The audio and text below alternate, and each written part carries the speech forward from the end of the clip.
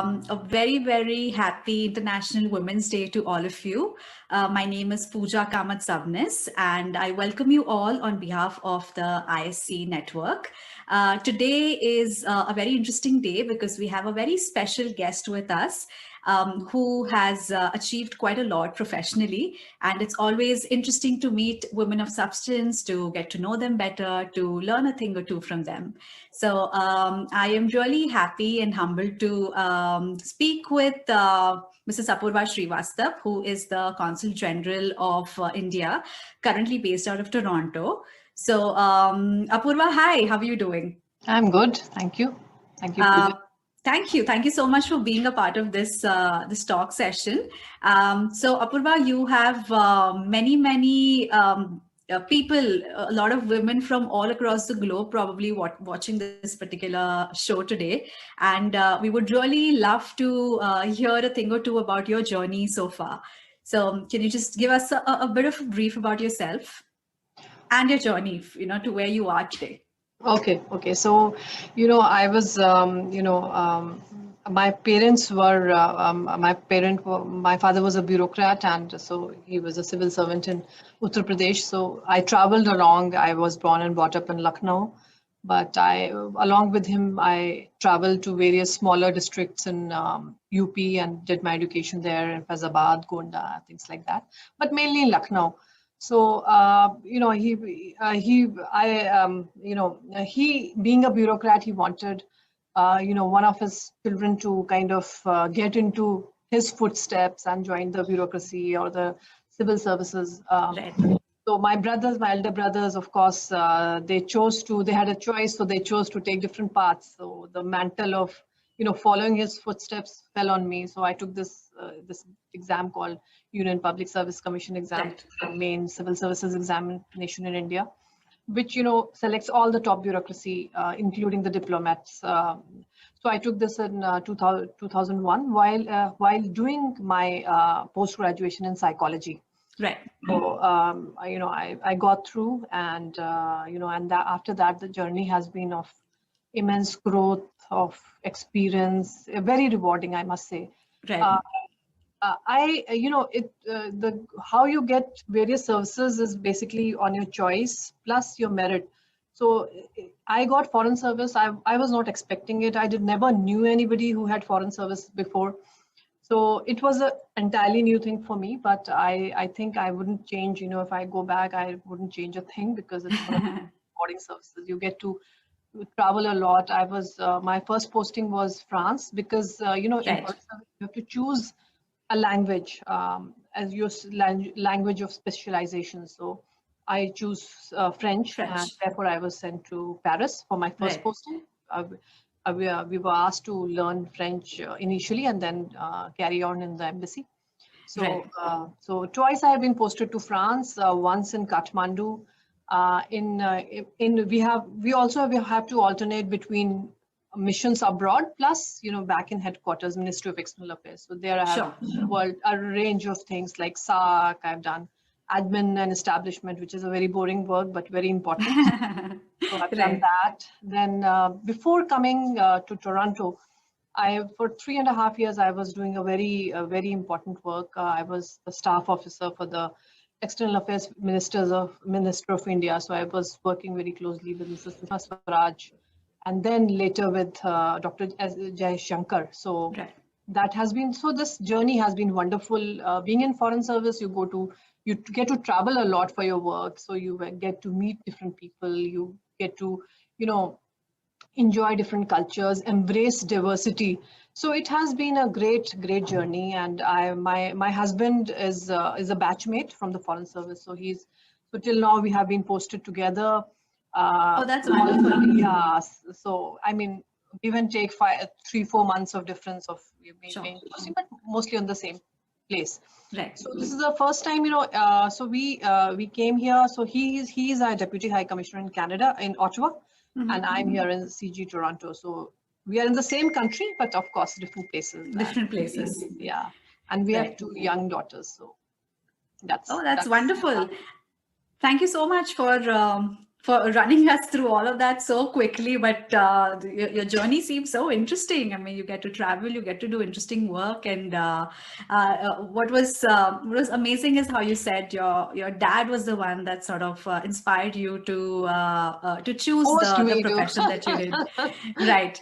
Yeah, and I think it's really amazing how these days men can be so encouraging and supportive, and of women, and that itself is showing how times are changing. And I think we've been of that generation to be so lucky to have our parents, our fathers, to be treating us just the way. I mean, it just seems like there's no real difference at all. Yeah. So coming back to my next question, then you said your dad was one of the inspiring factors of your life for you to, pursue whatever it is that you did. So which woman would you say has inspired you in your formative years? In my formative days, definitely my mother, of course, because Right. she also does a lot of community work, and basically she told us that whatever you are doing it, please try and excel in it. You want to go to sports, you want to do whatever you want, please do it, but try and excel it. Give it to your very best. So I think she was the person who was in the formative years. Definitely, I mean, my mother has been the most.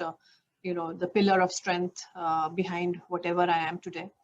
Right. Recently, I would like to take the name of our former External Affairs Minister, Mrs. Sushma Swaraj, because Sure. I worked very closely with her for 3 years, and I learned a lot from her. Not only at a professional level, because she was absolutely impeccable in her work, Sure. but also at the personal level. How the sensitivity. How did she? She managed to do everything. She managed to the real work-life balance. She used to find time. To even if you see her dress sense, the way she dealt with people, the way she responded on Twitter. So everything, I personally learned a lot from her, and she is a great inspiration. That's pretty amazing. In fact, I mean, we also did see so much happening. I mean, international relations becoming, so much better from the time in her tenure, especially. So I'm sure there was so much to learn from her, and that must have been quite an experience in itself. Yeah, and she was absolutely. I mean, she treated me like her daughter, and she treated you really well, Oh, and how it nice. was it was really really nice working with her. Yeah, so wonderful. So you did mention that. I mean, I'd also sort of gone through your profile very quickly, and it said that you started with Paris, and then you were in Kathmandu for a while. Now you're in Toronto. You were born and brought up in Lucknow. So there has been a lot of multicultural awareness about. You've been globally aware about things. So what would you say is or are a few characteristics that you've seen about women in these different cultures that you would say are their strengths, regardless of where you go? You've seen these strengths in the women that you've worked with. I mean, regarding the multicultural point, first let me, because growing up in India itself, it's because you don't realize, but you grow up in such a multicultural societies. You have people across all the religions, all types of people you interact with, so you don't realize that. So it's multiculturalism is a big thing when you go abroad, when everybody's talking about multiculturalism. But Right. for us, it's a normal day. I mean, your friends are from different religions, you're different regions, they eat different kind of food, you are celebrating festivals with them. So it's part of our life. For your second part, the women, what are the characteristics, different characteristics of women in different societies? That's what you asked. So Yeah, basically, I meant to understand what are the core strengths that you've seen, regardless of where you've gone, that women have that are unique to the gender. yeah, okay. So of course, I've seen women who have been have been instrumental in making change in their particular situation or whatever, fighting it out. So wherever you go, that strength, that that strength, the stamina, that perseverance, and of course that they can multitask. Put the keep the home together.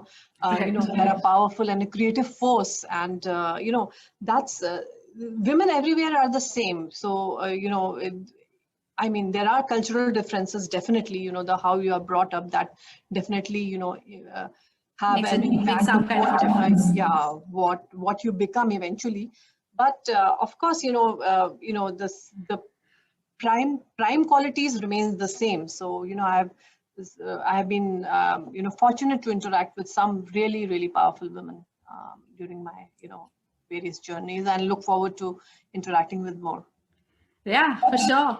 And I think on that note, you know, what you just said, you've interacted with a lot of women. I think from my personal experience, I felt that, I have never really experienced men sort of putting me down in any way or questioning my credibility or ability. However, there have been instances where I felt women doing that to themselves and to other women. And generally, when women are more empowering towards other women, when they lift other women, it's a different kind of a conducive and a robust atmosphere altogether. So I'd like to know your thoughts on that. So what do you think about women empowering other women? Oh, I think it's extremely important. We need to support each other. We need to encourage each other. You know, as a lone woman, you have power, but collectively, we have impact. So there are few things like we need to reverse the stereotype that women don't support other women. You know, traditionally we have been taught to be competitive with one another. You Right. know, personally, maybe to get attention from a significant other. Right. Professionally, because there is so much scarcity of jobs at the top. So, you know, it's human to feel competitive sometimes. It's normal to feel jealous, but we have to, you know, reel in those negative emotions and not let them dictate our relationship with one another. You know, I believe, truly believe that, you know, the raising each other up and channelizing the power of collaboration is truly how we'll change the equation. And I Sure. think that whenever there is a boys club, we should also make a girls lounge. Why not? Right. I think there's this phenomenal statement that you just made that, a woman individually is power, but together they can be an impact. So that was quite a line, and I think I just loved it. We also know that you do a lot around immigration, don't you? Immigration, Right. in the sense that, yeah, I mean, I provide a lot of consular services as a consul general, Right. like visas and police clearance certificates. So Correct. that's the job of the consulate, but not per se immigration.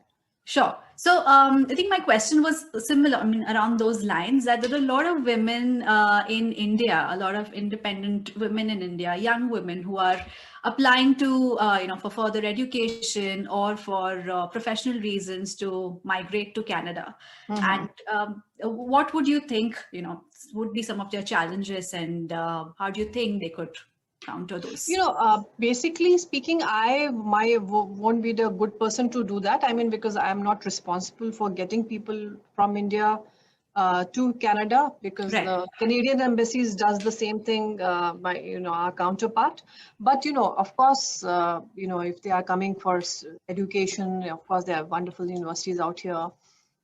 For career growth, definitely, I think Canada is one of the most welcoming country I've seen, and definitely they can make a great future out here. Right. Yeah. Okay. So thank you on that. And I think last of all is a question that you obviously were expecting. What is a message that you think you would like to give all the women out there?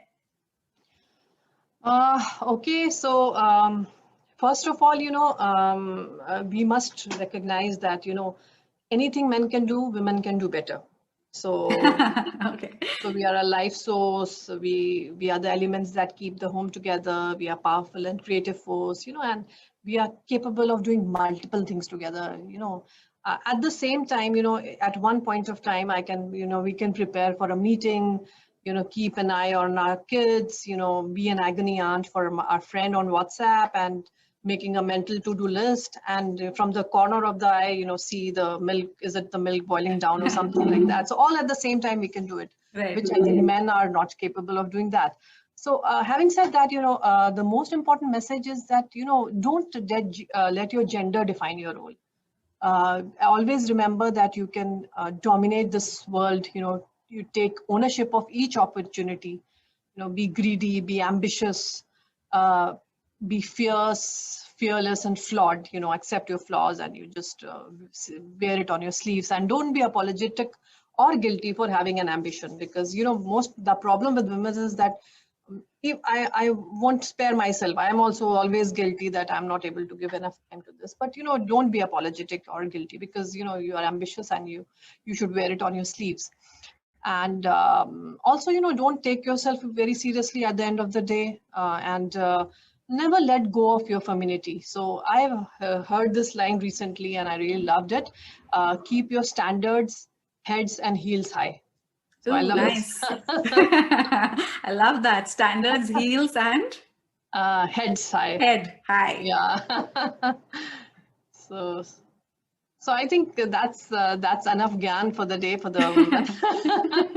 But be yourself. That most important thing is every person is unique, and don't let go of your uniqueness. Be Right. yourself. Don't change for others. I mean, you change for your own betterment. That's another thing. But just because another person want you to change, don't change for that.